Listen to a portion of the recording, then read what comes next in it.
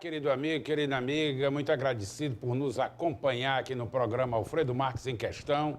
E hoje nós vamos tratar de temas da mais alta relevância do cenário político nacional e internacional. Para isso, vou me valer da inteligência de colegas advogados, brilhantes amigos, Cláudio Justa, que além de advogado e ser um grande jurisconsulto, ele não é nada, é conselheiro penitenciário do Estado do Ceará. E não menos importantes, e eu diria até sem nenhuma falsa modéstia, quem estudou direito no Ceará passou não pela mão de Clóvis Bevilacqua, mas pela mão de Antônio Carlos Fernandes, certamente. Estudou com Antônio Carlos Fernandes. Eu me tornei advogado, me valendo dos seus ensinamentos. Meus dois filhos, Bruno e Felipe. E aí, Antônio Carlos Fernandes, essa sumidade vai contribuir também para que tratemos de temas dos mais altos significados e valores para a nossa nação. E já estará também compondo aqui nossa bancada, nossa mesa aqui de debate, a professora Carla Michele, uma professora muito antenada com as questões sociais, cientista política, socióloga, uma grande expressão da nossa sociedade. E, para dar sequência, vou começar concedendo aqui, passando a palavra para Cláudio Justa, para ele fazer aqui os seus comentários iniciais e logo em seguida a gente entabula a discussão. Vamos lá. Bom dia, Alfredo. Primeiro, Bom dia, dizer da minha satisfação de estar mais uma vez aqui no seu programa e dizer que o teu programa é uma garantia, né, eu já te disse isso pessoalmente, repito agora em público, de liberdade. Liberdade de opinião. E eu fico muito à vontade em ter, né, o seu convite, e eu fico realmente feliz em saber que você está hoje, de novo, ocupando um espaço público, né, na comunicação e dando a pessoas como eu, como professor, espaços, né, de fala, né, hoje numa realidade tão censurada, eu diria. Bom, na sequência eu vi um dileto amigo, é suspeito, ele é suspeito de falar, porque Antônio Carlos Fernandes é uma das pessoas mais brilhantes que eu conheço. Tem um compromisso de educar, mas é de educar com coisa que preste. Disseminar ideias e plantar sementes de um amanhã promissor. Carlos Fernandes, uma honra. Antônio Carlos é um exemplo a ser seguido. Vamos lá. Alfredo, eu endosso as palavras do Dr. Cláudio e acrescento o seguinte: já estivemos em outros locais com programa semelhante e a liberdade de falar, Cláudio, é plena, é total, não há qualquer censura de qualquer tipo. Do que a televisão brasileira está muito carente, porque há compromissos e laços dessa ou daquela natureza que impedem muitas vezes os jornalistas e os debatedores de dizerem a verdade. E eu sou uma testemunha viva, plena, não só ocular, mas real, de que no programa do Alfredo Marques, já estivemos em várias outras emissoras, a liberdade é plena, é total. Eu, às vezes, pergunto, Alfredo, como é que... Antônio Carlos, diga o que você quiser, fale da maneira que você quiser. Então, os telespectadores tenham a certeza que isso aqui é a verdade real das coisas, do que nós dizemos, porque eu não tenho vinculação a absolutamente ninguém, a partido político, a quem quer que seja. O meu colega advogado também é homem firme, estamos nos conhecendo pessoalmente agora, mas o seu nome eu já conhecia, de tal maneira que os telespectadores tenham essa absoluta certeza. Aqui é como a gente chama no direito criminal, a verdade real. Senhores, nós vamos tratar de um tema que impactou o Brasil, mas impactou o mundo civilizado. Queimadas na Amazônia. 7.300 focos de incêndio este ano. Acredito, e possa ser que eu fale besteira, mas acredito que parte desses incêndios se devam à política beligerante de Bolsonaro, que está estimulando o avanço do agronegócio, avanço sobre terras indígenas, sobre reservas ambientais. Não interessa nada, interessa o agronegócio e a mineração. O resto que se exploda, como diria Chicanísio e seus personagens. Bem, o que eu queria que você ficasse atento é para conferir essas imagens que estão rolando nas redes sociais e dão conta de uma violência gritante contra a Amazônia. Dê uma olhada aí e a gente segue já no debate. Milhões de paulistas se impressionaram nesta segunda-feira quando o céu da cidade ficou escuro às 3 horas da tarde por conta de queimadas na região amazônica. Muitos não sabem, no entanto, que diversas regiões de Rondônia se encontram nesta situação há pelo menos 4 dias. Desde 16 de agosto, há relatos de internautas nas redes sociais sobre o céu escurecido por fumaça de queimadas. O Corpo de Bombeiros de Rondônia informou que já atendeu mais de 900 ocorrências de incêndio em vegetação nos últimos 60 dias. A fumaça também chegou ao céu de Manaus, capital do Amazonas, no dia 15 de agosto. Internautas fizeram imagens de antes e depois para mostrar a situação. As chamas em regiões amazônicas são combatidas por bombeiros há cerca de 15 dias. No dia 9 de agosto, o governo do Amazonas decretou situação de emergência em razão das queimadas e do que chamou de impacto negativo do desmatamento na região metropolitana de Manaus e na região sul do estado. Bom, depois a gente vê Bolsonaro. Só fazer um registro, tem assento agora no nosso belo sofá, Carla Michele, essa professora que foi ensinar os ingleses agora como se comportar e tomar um chá das 5. Bem-vinda, Carla Michele, satisfação imensa. Satisfação é sempre minha, Alfredo, uma alegria enorme, né? Tê-lo de volta à televisão, você que sempre faz muita falta no debate político cearense. Então, nos brinda hoje, nessa semana, com essa retomada.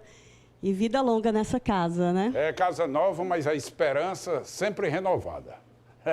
Bom, vamos tratar de assuntos gravíssimos. A Amazônia arde. Como você viu aí, os focos de incêndio disseminados, destruindo uma das maiores reservas ambientais do mundo. O negócio é tão grave que em São Paulo e em países portenhos, Argentina, Uruguai, estão vendo a noite durante o dia. Tamanha é a fuligem e a fumaça. A degradação é total. Isso tem sensibilizado o mundo moderno, as pessoas antenadas com a civilidade. E eu pergunto, o governo está lavando as mãos, Cláudio? Primeiro a gente precisa compreender o que é que se empoderou com esse governo, ou com esse discurso. É importante ter em mente que você tem uma guinada aí de prioridades e de configuração daquilo que é prioritário ser cuidado pelo Estado brasileiro. Toda a lógica da proteção, seja ao nível dos direitos fundamentais, dos direitos humanos, a proteção das áreas vulneráveis e das instâncias de vulnerabilidade, entre elas o meio ambiente, né? Ou seja, essa condição protetiva ela foi extremamente negligenciada do ponto de vista discursivo, né? Ainda na campanha, por esse governo. Ora, quando esse governo assume, as formas que sempre militaram contra, porque, enfim, meio ambiente, direitos humanos, coisa para resistentes socialistas, né? Como eles passam a assumir um protagonismo maior. Então, isso empoderou forças, né? Por exemplo, que são contrárias à proteção do meio ambiente, que acham excessivo, né? Como também empoderou forças, né, que são contrárias aos direitos humanos, porque querem uma polícia mais letal ainda, um Estado que controla pela força. Então, assim, o que é que nós estamos vivendo hoje, né, para uma análise bem já concluindo, nós estamos vivendo hoje uma inversão de prioridade governamental e, consequentemente, o avanço das formas mais reacionárias de lidar com essas instâncias de proteção. Fazer aqui um pequeno intervalo aqui para a gente observar o que falou Bolsonaro ontem, ao ser instigado, ao ser provocado, sobre a opinião dele, a versão dele sobre as queimadas da Amazônia. Vamos dar uma olhada nesse vídeo aí da fala do presidente. Agora estou sendo acusado de tocar fogo. Nero era o capitão motosserra, agora é o Nero, agora tocando fogo na Amazônia. É época de queimada por lá. O pessoal pedindo aí para eu botar o exército para combater. Alguém sabe o tamanho da Amazônia? A distância dos pelotões de fronteira entre um pelotão de fronteira, 200 quilômetros, os mais perto. Como é que você vai botar quantas pessoas para apagar fogo na Amazônia, meu Deus do céu? Carla Michele, Nero, não satisfeito em incendiar Roma, agora volta seus olhos para a Amazônia. O que é que a gente tem a dizer desse rapaz? Qual a sua avaliação? Alfredo, a cada dia nós nos surpreendemos, né? Acredito que nem no período eleitoral a população imaginasse escutar tanto absurdo de um chefe de Estado.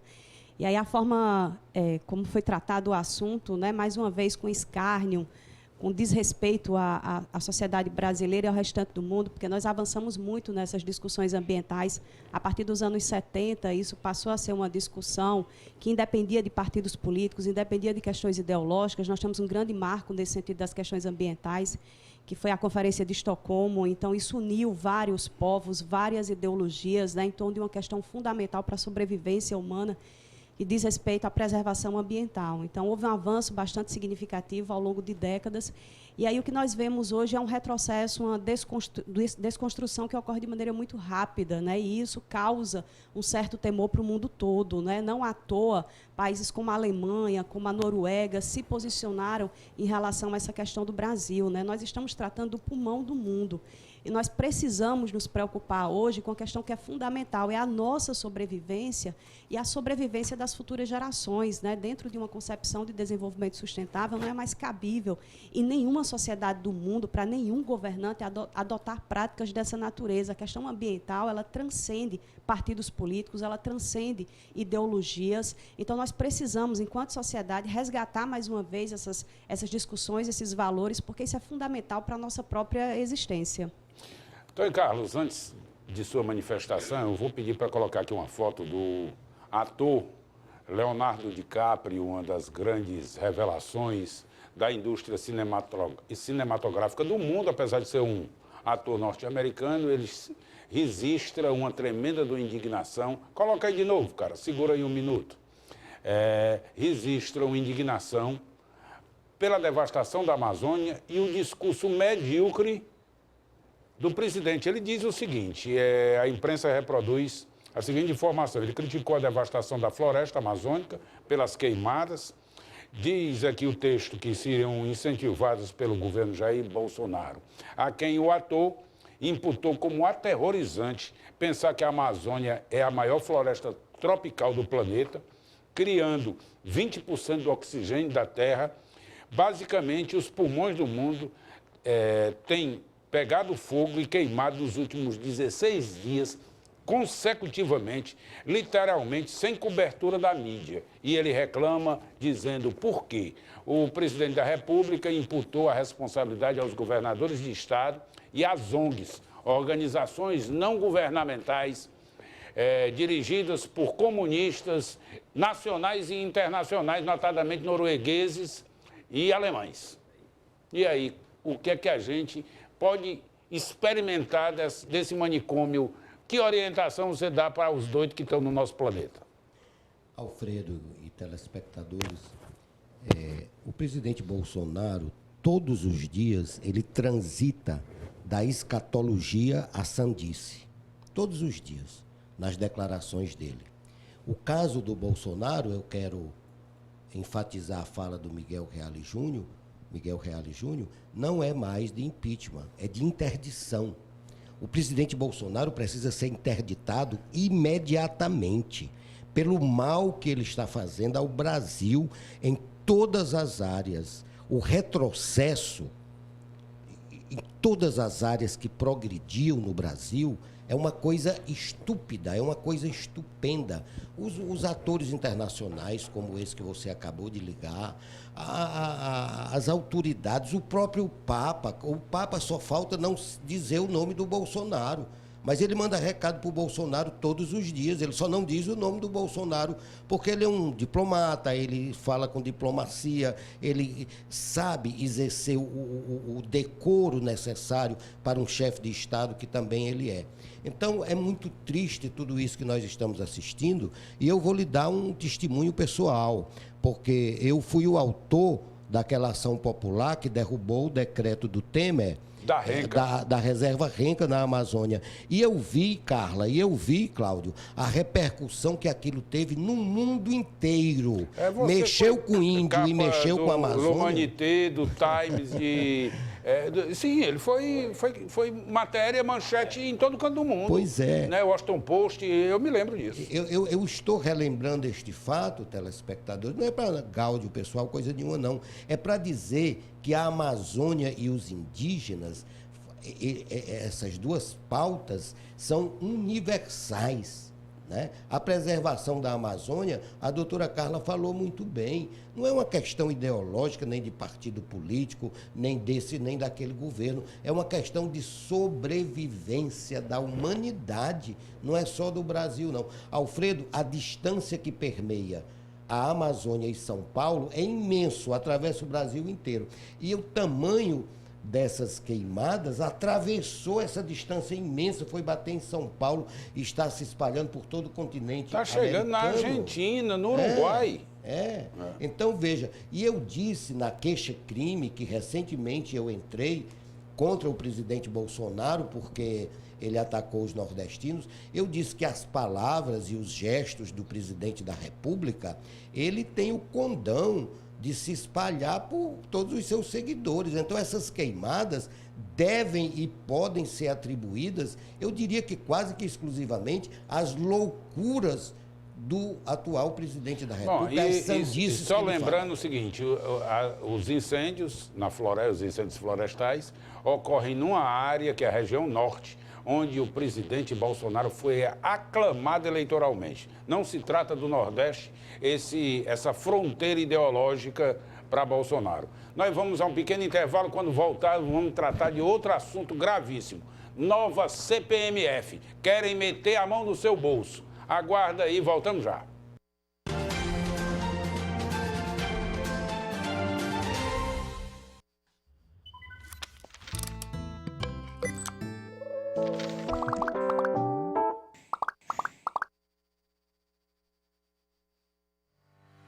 Você sabia que a Faculdade Anísio Teixeira é uma das melhores faculdades do Brasil? Se formar na FAT é ter a certeza de que o sucesso no mercado de trabalho é certo. Para isso ser possível, contamos com laboratórios de ponta, equipados com o que há de mais moderno em tecnologia de ensino. Nossas clínicas e escolas oferecem ao aluno toda a estrutura necessária para as aulas práticas. Quem estuda na FAT tem a oportunidade de aprender com os melhores profissionais do mercado de trabalho. Nosso corpo docente é formado por professores mestres, doutores e especialistas em diversas áreas.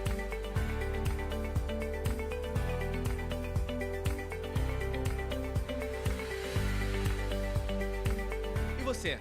Tá esperando o quê para estudar em uma das melhores faculdades do país? Breve estaremos na cidade de Fortaleza, capital do Ceará. Faculdade Anísio Teixeira, a faculdade pronta para o hoje. Conheça agora Best Sellers Blend PRS Vit. Você já pode comprar online o melhor suplemento alimentar dos Estados Unidos para ajudar a controlar o apetite e perder peso de maneira saudável. Best Sellers Blend reúne um único suplemento, ingredientes que ajudam a melhorar a energia e o metabolismo e controlar seu apetite durante todo o dia. Compre agora mesmo em prsvitamins.com e receba nossos produtos direto em sua casa. Programa do Bezerrão, TV da Gente, canal 25.1. Brincadeiras, premiações, muitas promoções pra você. Também tem o Boteco do Bezerrão. Numa noite de estrelas, saímos pra passear. E muito swing. Com eles, Pedrinho Cantor, Filho Negão, bora swingar. Agora chore, chore, chore, sofra, sofra, o mal que faz se paga aqui. Chore, chore, sofra, sofra, eu não tô nem aí. E chore, chore, sofra, sofra, o mal que faz.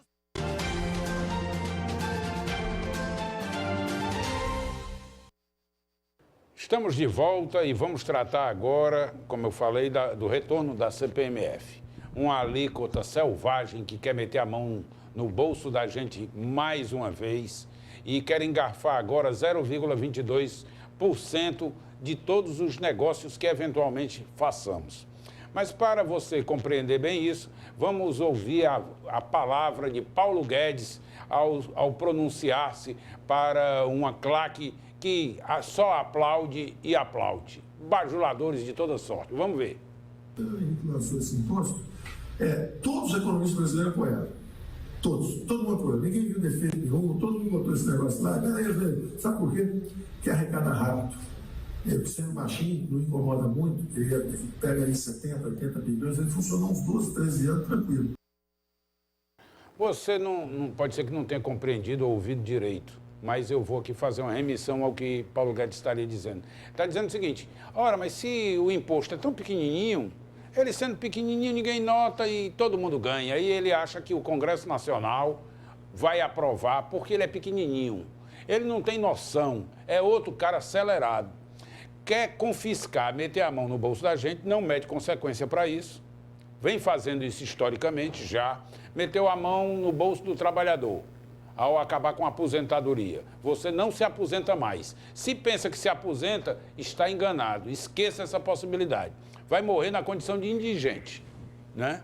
E, para a gente aprender com o que está acontecendo hoje, mais um descompromisso. Porque o compromisso era que não iriam criar nenhum novo imposto. Esse é um novo imposto, né? E a ideia é do confisco. Antônio Carlos, Bolsonaro jurou de pé junto, fez até promessa lá junto com aquele pastor da Igreja Universal, como é o nome dele? Edir Macedo.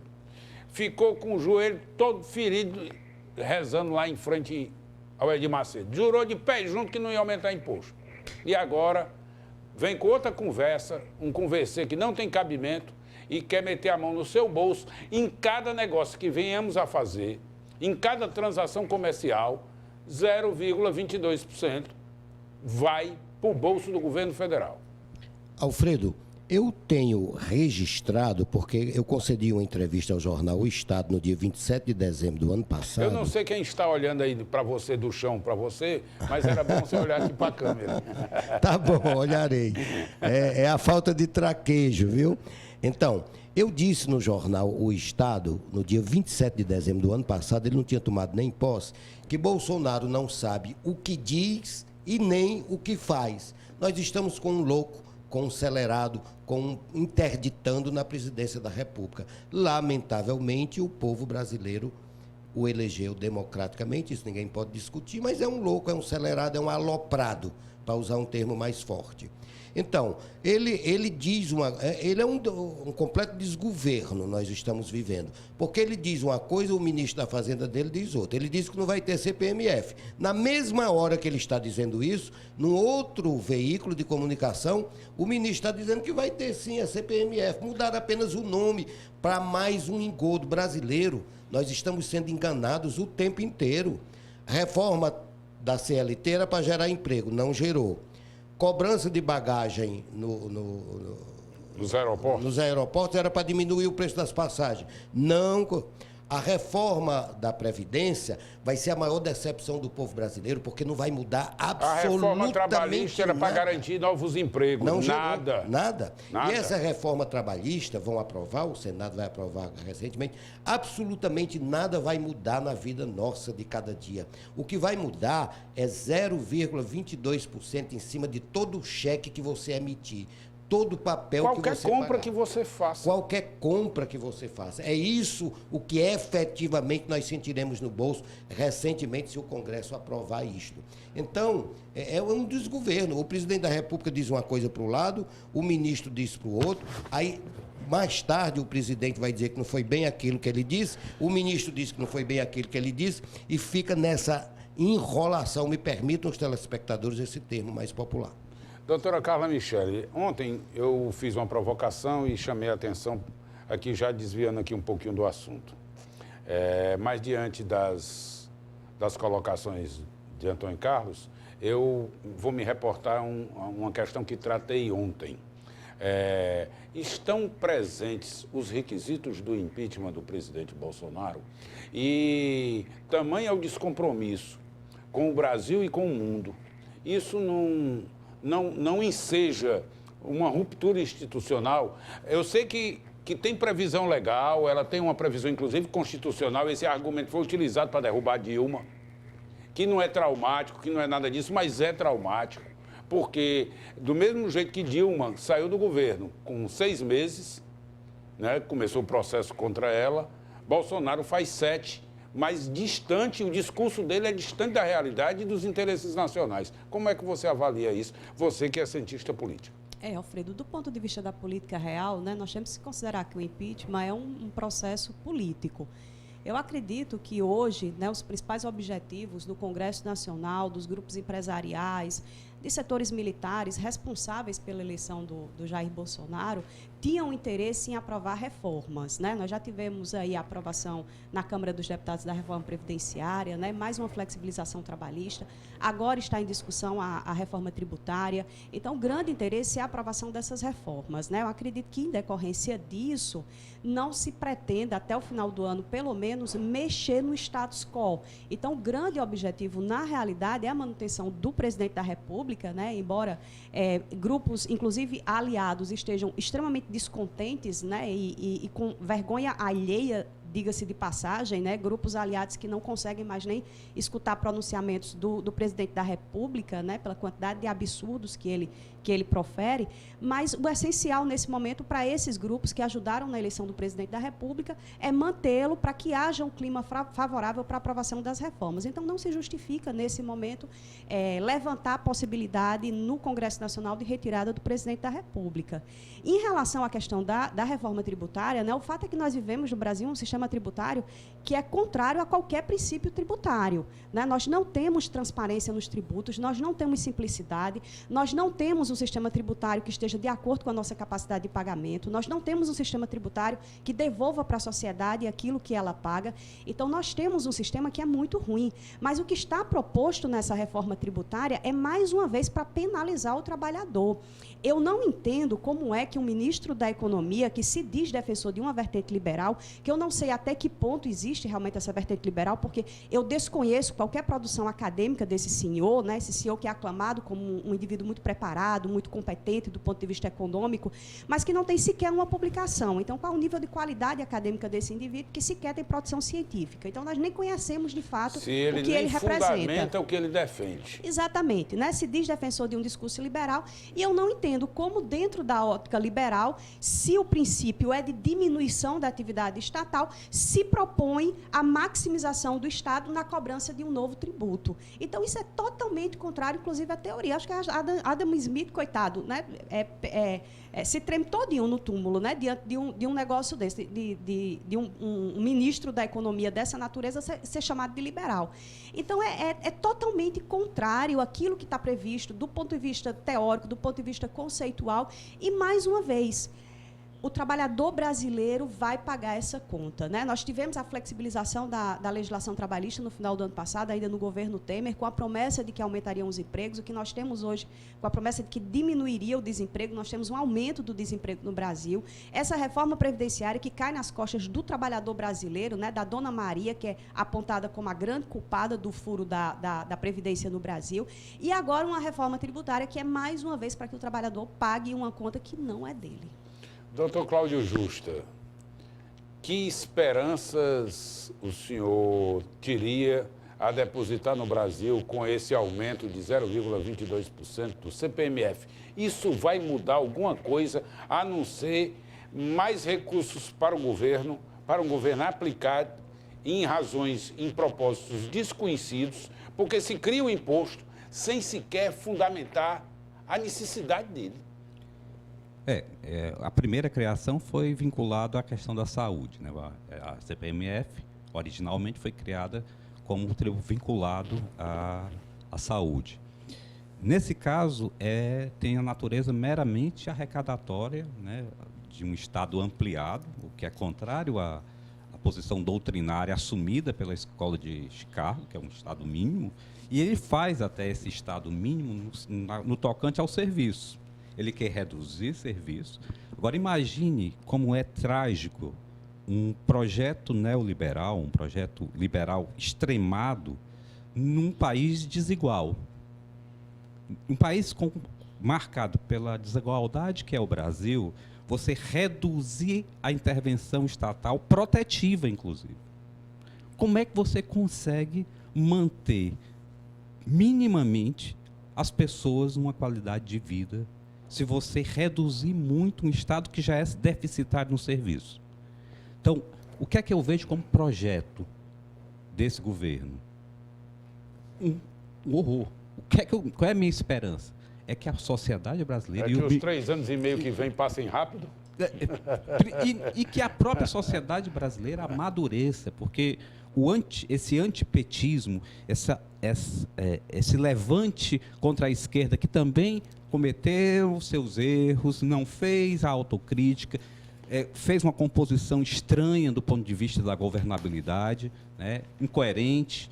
Então, que possamos amadurecer para realmente um desenvolvimento do país não mais fundado numa loucura como essa, porque isso aqui é um desatino.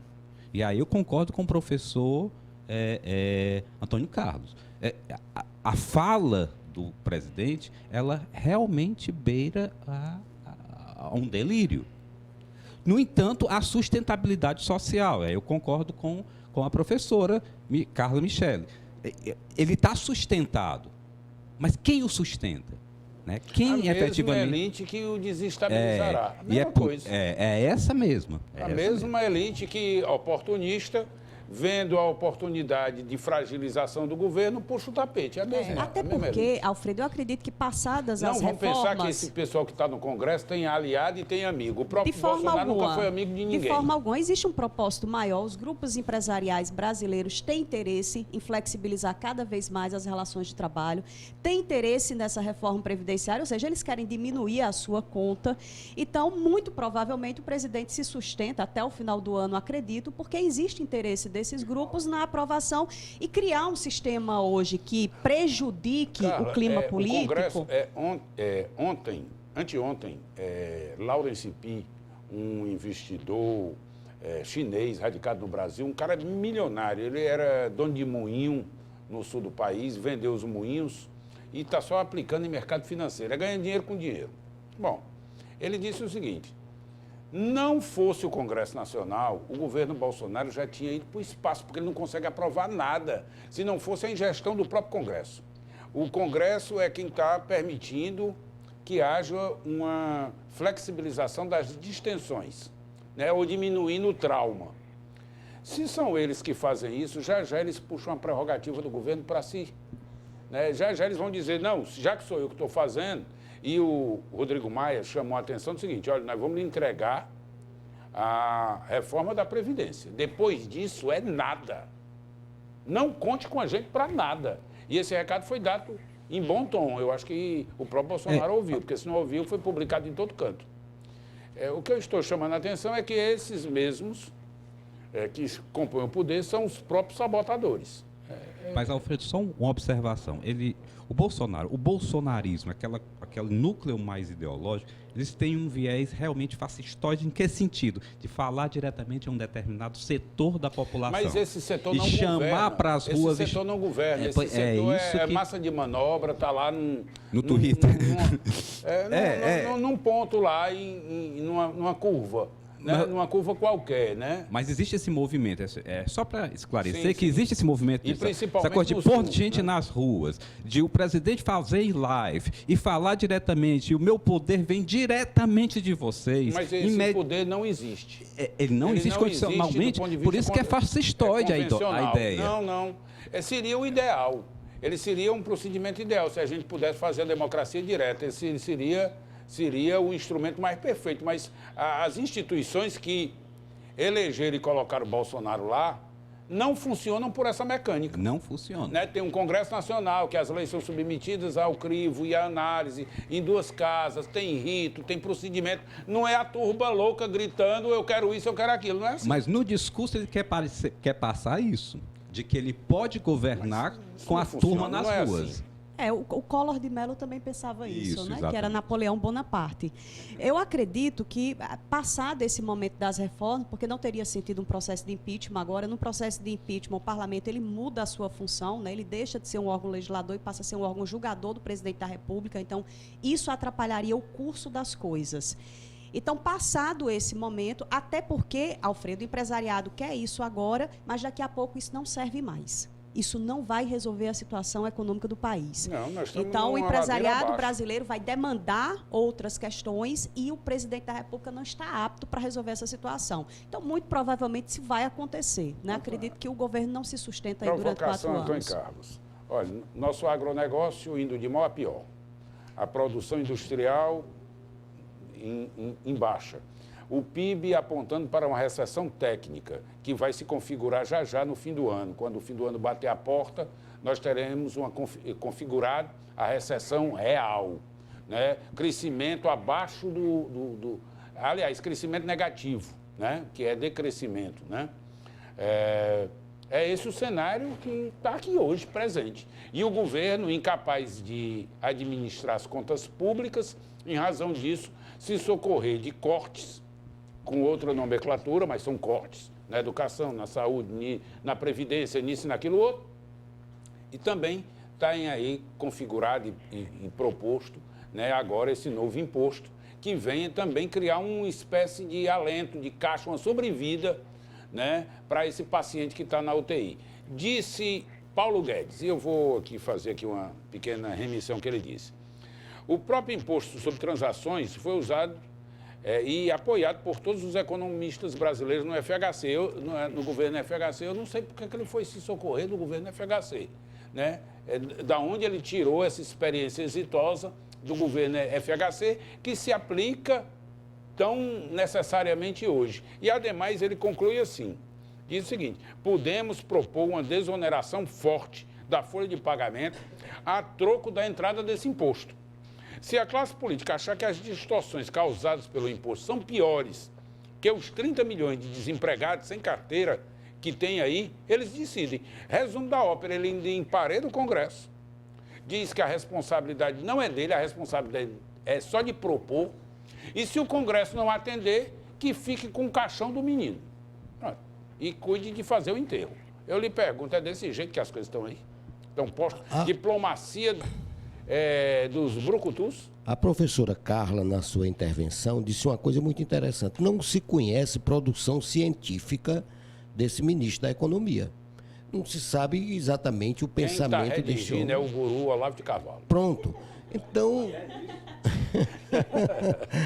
Então, Alfredo, nós estamos num submundo, num limbo. Eu não sei nem usar uma palavra correta para dizer esse momento tão lamentável da sociedade brasileira. O fato é, Alfredo, que a gente, a olhos nus, vê as lojas fechando, as pessoas desempregadas, todo mundo na calçada vendendo um pedacinho de bolo. Agora mesmo eu andei para chegar aqui na televisão sobre umas calçadas e eu encontrei várias pessoas com um carrinho vendendo um pedaço de bolo, vendendo café. Encontrei uma família em cima da calçada, fez uma caixinha de papelão e morando lá, uma mãe com 2 filhos. Coisas que eu não via há tempos. Eu viajei aqui para o Beberibe agora esse fim de semana e me alonguei mais um pouco na estrada e vi de volta aqueles nordestinos, aqueles agricultores com a mão na estrada fazendo assim, sinalizando e outra hora virando a mão para cima pedindo uma moedinha, coisa que fazia tempo que eu não via. A pobreza regressa, não é nem a pobreza mais, é a miséria, regressa assim a passos largos. E o que mais me assusta, Alfredo Marques, é que a sociedade parece que está anestesiada. Nós estamos assistindo a todos esses absurdos e estamos nós aqui nesse programa, valentemente falando o que devemos falar, mas o fato é que a sociedade em si anda muito parada, anda muito anestesiada. Ulisses Guimarães falou que político só tem medo de povo na rua. Está faltando povo na rua. Vamos para as ruas, porque as consequências desse desgoverno, dessa coisa maluca que nós estamos vivendo, virá para nossos filhos e para nossos netos. Se a minha situação pessoal está resolvida e Bolsonaro não pode mexer, mas a dos meus filhos que estão em plena atividade, as dos meus netos que estão chegando no mundo e que não terão mais aposentadoria, como você falou. Bom, vamos a um pequeno intervalo. Quando voltarmos, vamos tratar das privatizações. Correio, Serpro e muitos outros órgãos estão aí em vias de passar para as mãos da iniciativa privada. Aguarda aí, voltamos já.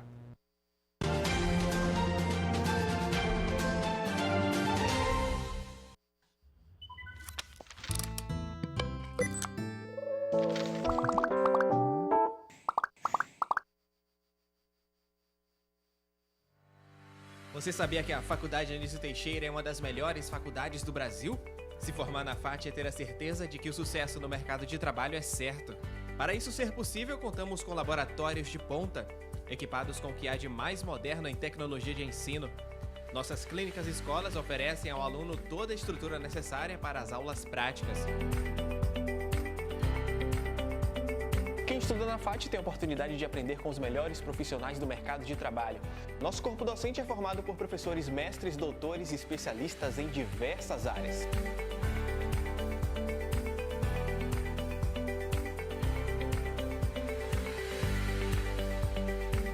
E você? Tá esperando o quê para estudar em uma das melhores faculdades do país? Breve estaremos na cidade de Fortaleza, capital do Ceará. Faculdade Anísio Teixeira, a faculdade pronta para o hoje. Conheça agora Best Sellers Blend PRS VIT. Você já pode comprar online o melhor suplemento alimentar dos Estados Unidos para ajudar a controlar o apetite e perder peso de maneira saudável. Best Sellers Blend reúne um único suplemento, ingredientes que ajudam a melhorar a energia e o metabolismo e controlar seu apetite durante todo o dia.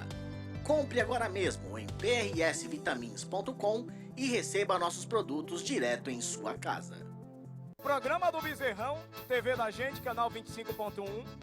Brincadeiras, premiações, muitas promoções pra você. Também tem o Boteco do Bezerrão. Numa noite de estrelas, saímos pra passear. E muito swing.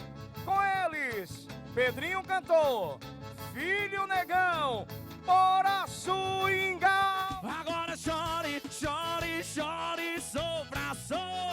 O mal que passa e paga aqui. Chore, chore, sofra, sofra. Eu não tô nem aí. E chore, chore, sofra, sofra. O mal que passa.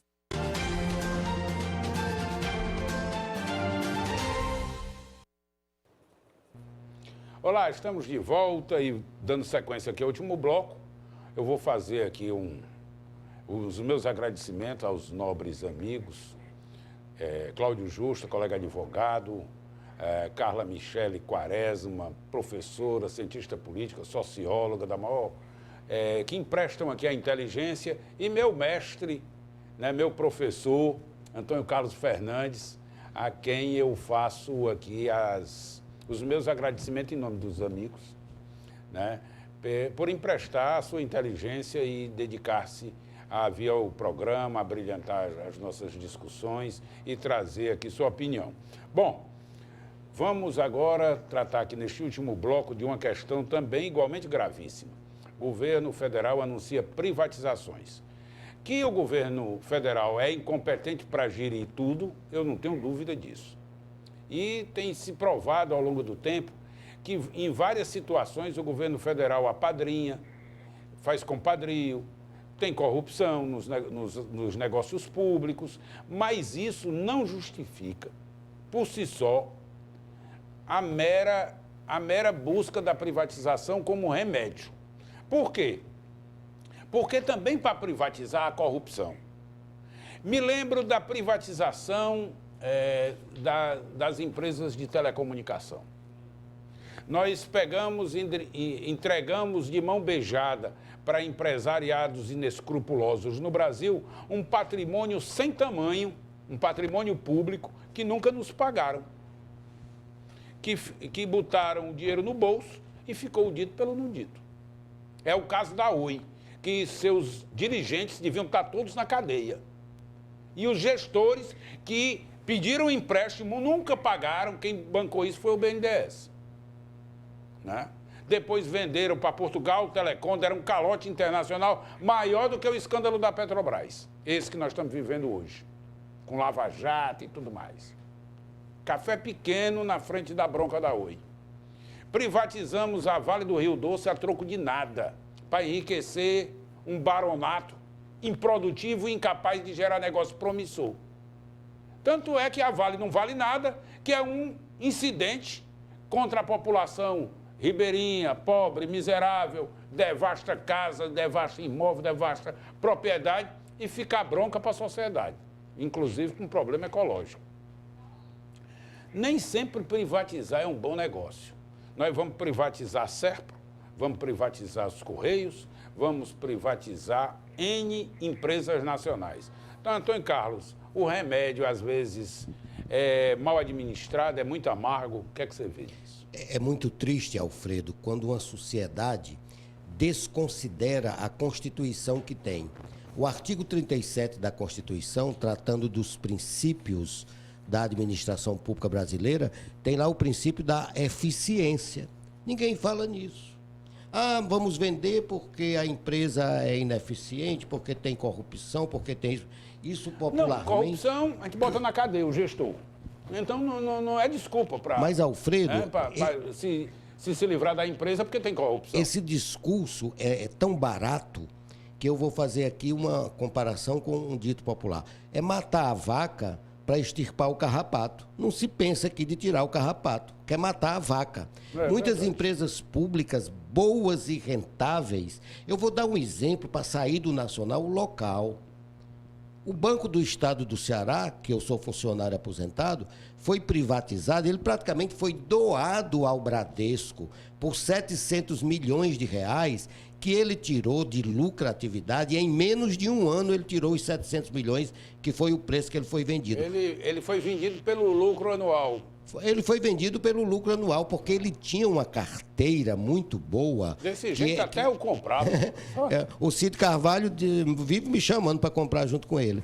Então, rapaz. O BEC foi quem iniciou, Cláudio, se vocês aqui não sabem, os telespectadores, esse empréstimo consignado começou no Banco do Estado do Ceará com o funcionalismo público estadual. É uma carteira das mais rentáveis, porque, embora empreste a um juro menor, mas é zero de risco, porque a prestação é descontada no salário. Então, só essa carteira que o BEC tinha na época deu a lucratividade que o Bradesco comprou o BEC em menos de um ano, 700 milhões. Foi uma doação que o senhor Gereissati fez ao Bradesco, porque foi ele que começou. Pegando aqui um gancho seu, os Correios têm 5.500, está presente em 5.500 municípios, teve uma rentabilidade ano passado de 161 milhões de reais e tem 4.800 funcionários.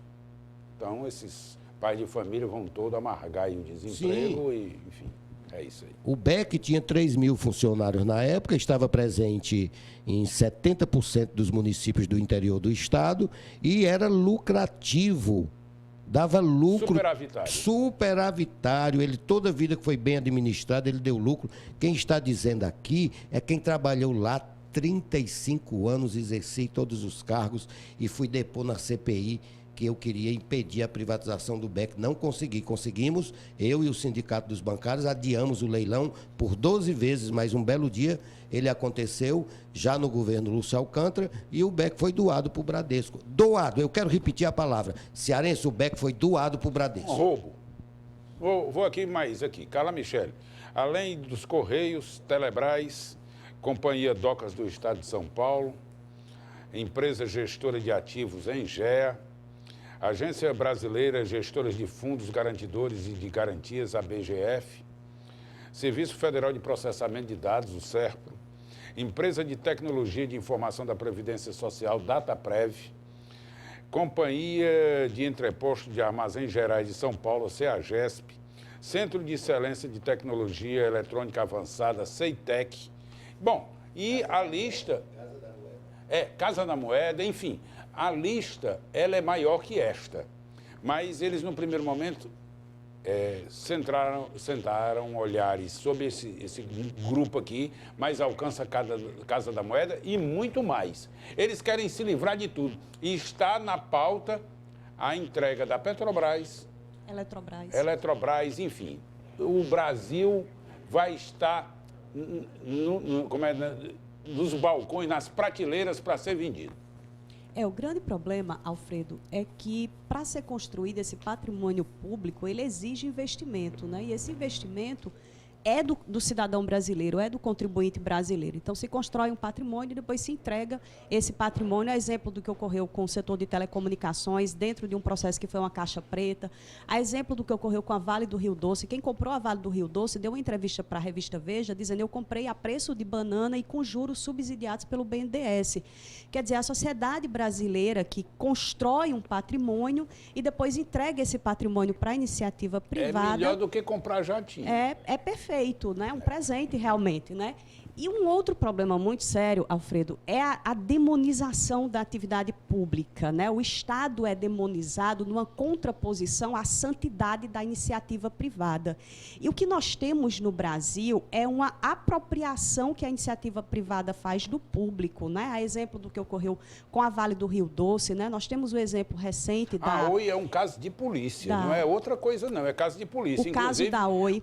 Foram renovados os empréstimos sem cumprimento dos pagamentos, sem respeitar as garantias, e a insolvência total. E uma outra coisa, Alfredo, o caso recente do grupo JF é muito ilustrativo, né, de como a iniciativa privada ela se utiliza do setor público para atendimento das suas próprias necessidades.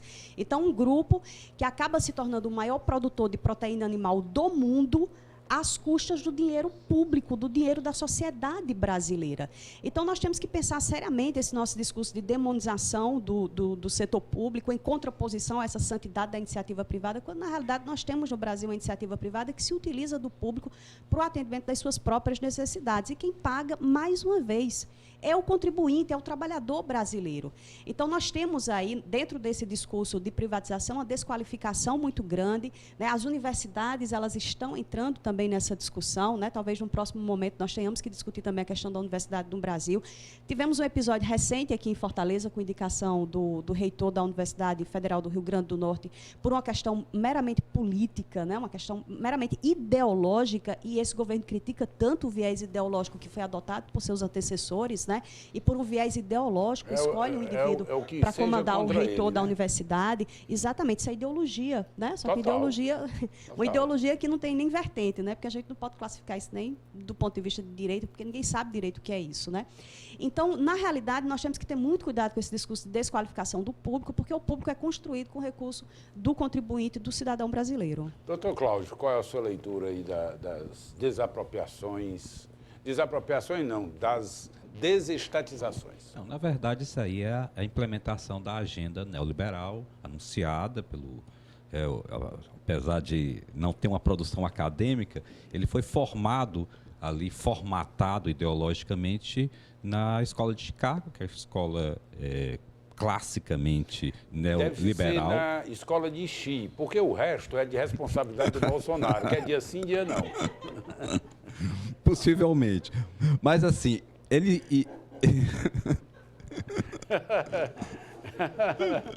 Não, porque a gente... Só de Xi. Né, escola de Xi, né? O resto é com Bolsonaro. É dia sim, dia não, e olha lá, viu? Não é todo dia não, meu irmão. Tudo pelo meio ambiente. Tudo pelo meio ambiente. Então, assim, eu concordo inteiramente com a posição da professora quando ela diz que essa demonização, usou a palavra... do público, no sentido de é ineficiente, ele não alcança o que a iniciativa privada teria, em tese, maior capacidade técnica de fazer, enfim. Isso não é verdade. Se você pegar o problema da corrupção no Brasil, ele foi implementado por quem? Quem corrompeu o sistema político? O político entrou quase com corrupção passiva. O ativo foi o setor privado. Inclusive, hoje, o El País publica por que a Lava Jato poupou os bancos. Por quê? Aí ele mostra que nas delações se mostra que a passagem do dinheiro era para o setor financeiro. Bom, então, esse discurso, ele é um discurso que foi montado, né, para desconstruir a ideia de uma agenda social-democrata, vamos chamar assim, ou aquilo que ele chamaria de uma agenda de esquerda. Num país desigual tem que ter, sim, o Estado tem que ter força de proteção, pelo menos para os vulneráveis, para a inclusão, enfim. Então, é um discurso ideológico, é um discurso perigoso e eu acho que o Brasil precisa superar isso para voltar a uma mínima sobriedade.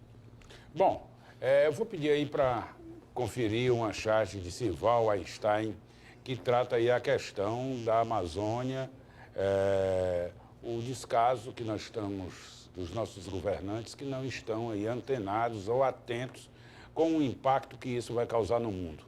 Chamando também a atenção a um fato de que o Brasil pode ser sancionado sistematicamente, agora por outros países, notadamente pela Europa, pelo descumprimento, no caso do respeito ao protocolo de Quioto, de respeito ao Acordo do Clima de Paris, enfim, é isso. Senhores e senhoras, agradecer a vida de vocês, não tenho ideia do prazer que tive ao poder trocar ideias com pessoas tão brilhantes e com mentes tão contemporâneas.